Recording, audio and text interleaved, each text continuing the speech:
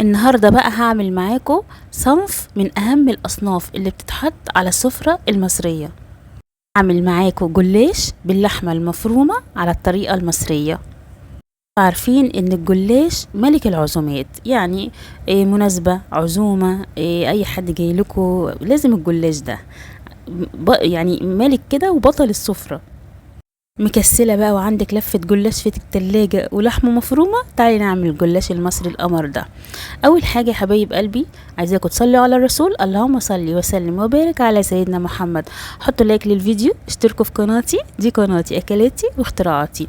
زي ما انتم شايفين جبت طاسة وحطيتها على النار وحطيت في جواها شوية من الزيت. بعد كده خلي بقى الزيت يسخن معايا. بعد كده بنزل بقى اللحمة المفرومة، نص كيلو ربع كيلو زي ما انت عايزة.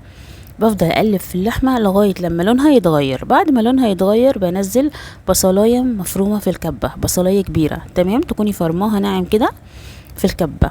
بعد كده بنزل بقى البصلاية وبقلب البصلاية مع اللحمة بالشكل اللي انتوا شايفينه ده لمدة كده ايه 3-4 ثواني كده او 5 ثواني.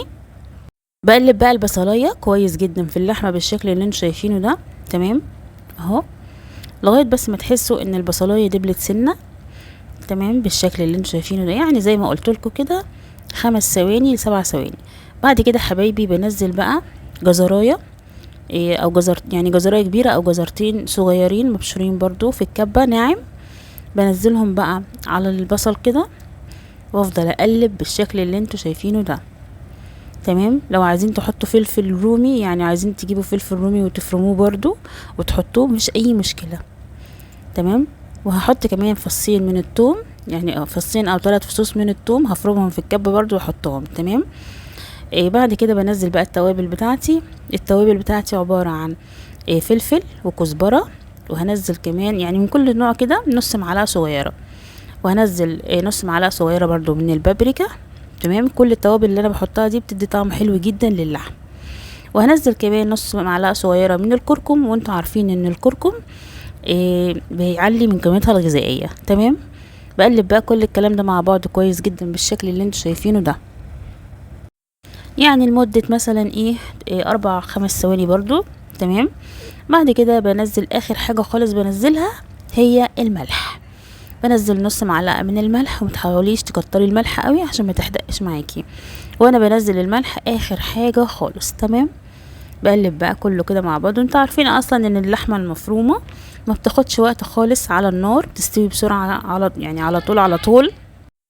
بعد كده يا حبايب قلبي زي ما انتم شايفين كده اهو، كده خلاص جهزت معايا اللحمة.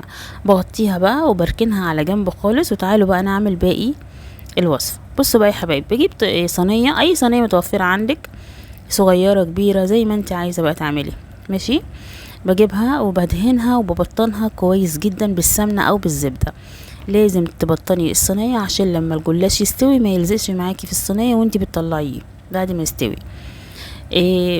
بصوا بقى، هحط ورقتين من الجلاش زي ما انتم شايفين كده. ما بين كل ورقتين هدهن دهنة من السمنة او دهنة من الزبدة. وزي ما قلت لك تبطين الجلاش مهم جدا علشان يطلع معاكي الجلاش بعد ما يستوي مورق كده وطعمه حلو تمام.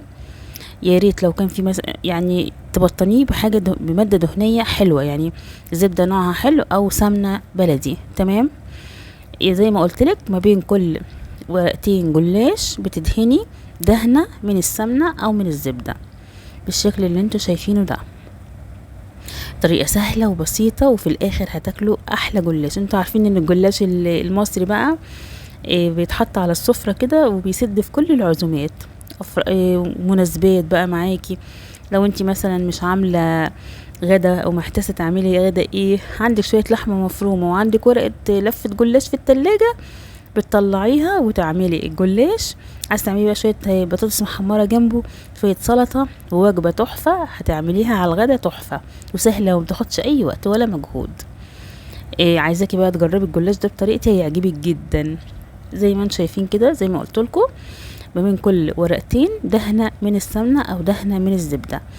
بعد ما بتحطي نص كمية الجلاش، يعني لفة الجلاش بتحطي نصها تمام. بعد كده بتحطي بقى في النص كده في وسطها اللحمة المفرومة اللي احنا عصجناها في الاول. بعد كده بعد ما تنزلي اللحمة المفرومة وتفرديها بالشكل اللي انت شايفينه ده، بنزل تاني ورقتين من الجلاش، وما بين كل ورقتين برضو هعمل نفس الطريقة اللي احنا عملناها في الاول. ما بين كل ورقتين بنزل دهنة من الزبدة او من السمنة، تمام بالشكل ده. بالفرشة كده بتوزعيه بالتساوي كده على الجلاش، وتضغطي كده من الجوانب برضو، تمام بالشكل ده. عايزاكم بقى تحطوا لايك للفيديو لو وصلتوا لغاية هنا، حطوا لايك، وعايزاكم تشتركوا في القناة وتفعلوا الجرس، علشان لما تفعلوا الجرس هيوصل لكم كل وصفاتي الجديدة، اول ما انزلها على طول هيجيلكوا اشعار بالوصفة.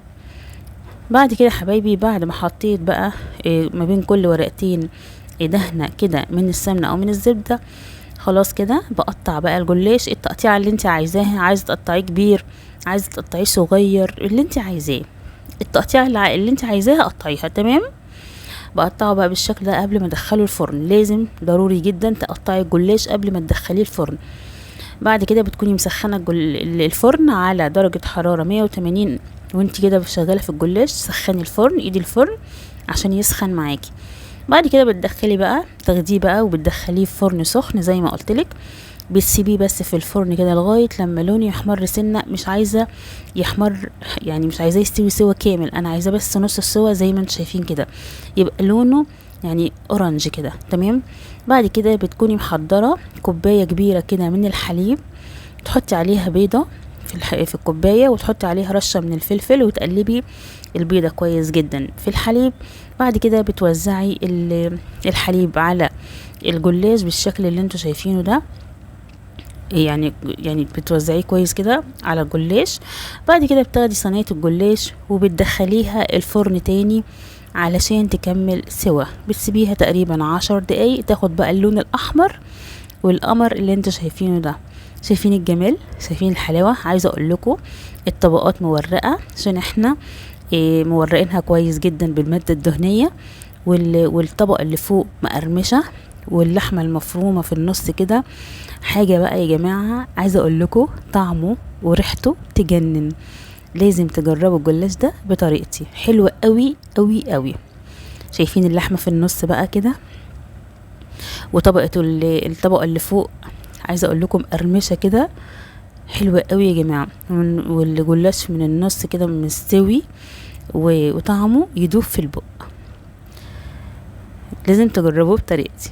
عايزاكم بقى تحطوا لايك للفيديو، اشتركوا في قناتي، دي قناتي اكلاتي واختراعاتي. فعلوا الجرس علشان لما تفعلوا الجرس هيوصل لكم كل وصفاتي الجديدة. بحبكم قوي، واستنوني بقى في وصفة جديدة وفيديو جديد، ومع السلامة وباي باي.